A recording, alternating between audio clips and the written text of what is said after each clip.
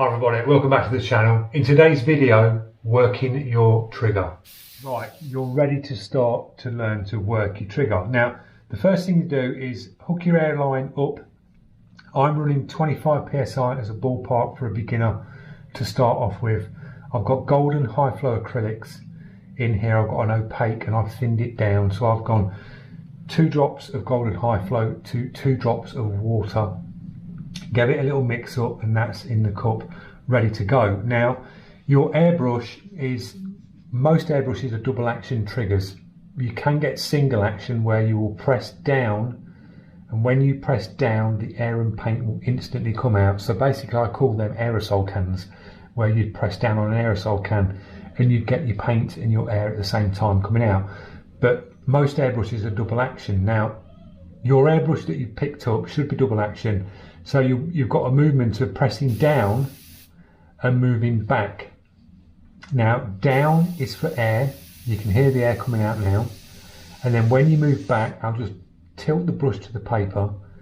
You'll start to see the paint to come out. See it? You see your paint coming out. So that's when you move back on the trigger.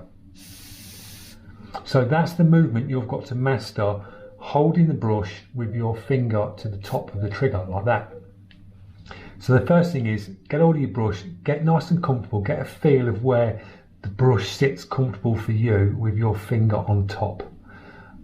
Clamp the rest of your hand around your sort of airline that comes down and just get a feel. So, and don't clamp your brush too hard. Beginners tend to over clamp the brush and really hold on to it tight, like they're hanging on to it for dear life.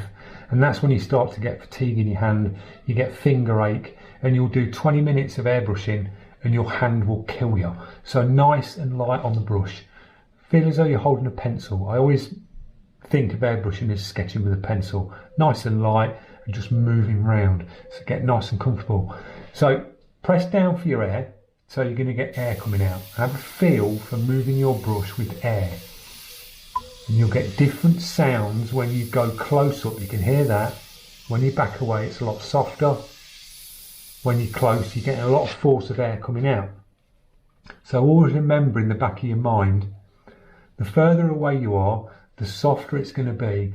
The closer you're to it, the more paint's going to want to spread out when you're closer to the paper. So just back off with your brush for practicing and learning your trigger. Press down for your air and then keep your air on.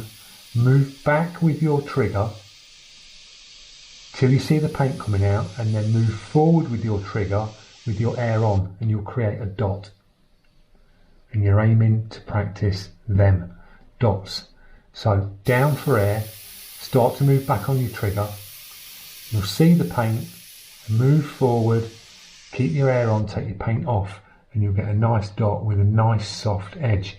If you were to just keep your air on and keep your paint there and just keep it there, you'll just get a build up, build up, build up, and you can see the paint just spidering out and becoming wetter and wetter. So you're aiming just to get that little bit of paint down to create that soft dot. Down for air, move back for your paint, move forward, take your paint off, but keep your air on, and you get that nice soft dot. So practicing dots for your trigger is good because you are practicing down, back, forward, keeping your air on, and you're creating the soft dot. So when you've done pages and pages of dots and you can't see straight, then you can move on to doing sort of lines. You're doing the same technique with a dot, but you are learning to move with your brush. So you're going down for air, back for paint. When you see the paint hit the paper, move, and then take your paint off at the end of the stroke, but keep your air on. You always hear the air left on when I'm painting. So you create a line. So down for air, back for paint, move. At the end of the stroke, take the paint off, keep the air on, and you'll create a line. When you get faster at this and your trigger movement becomes more fluent, you can then move quicker with your brush, and then you can get lines that look like this.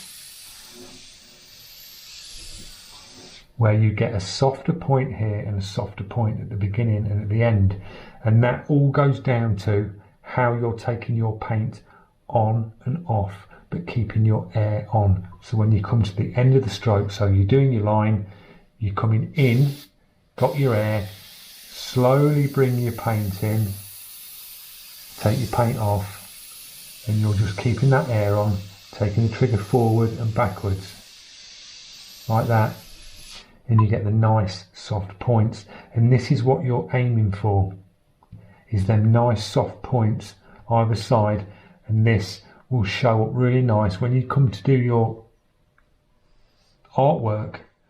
You can then learn to move with the brush and get them nice soft points when you paint.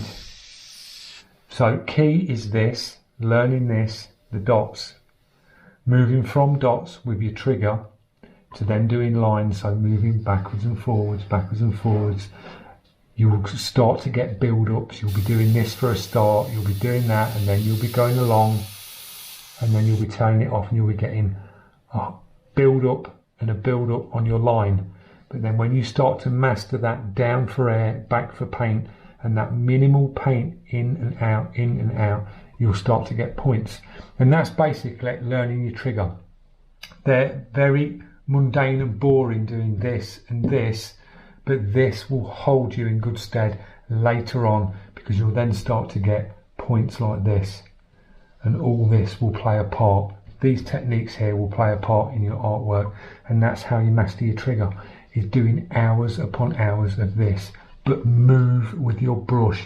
I always say move, don't be rigid and go like this. Really, really slow. If you move with it faster, I think you tend to pick it up quicker. You just get that better flow. It shows in the lines when you're moving quicker. The lines are more consistent, straighter, the points are better than this. But you will start off here. We all start off here and here. This is what we learn. You learn and you just get better and better and better. So I hope that's helped you out of working your trigger. Get yourself some cheap paper. Practice, practice, practice. Master this first before you start jumping onto, as a beginner, straight into a portrait or straight onto a gas tank, because there is nothing worse.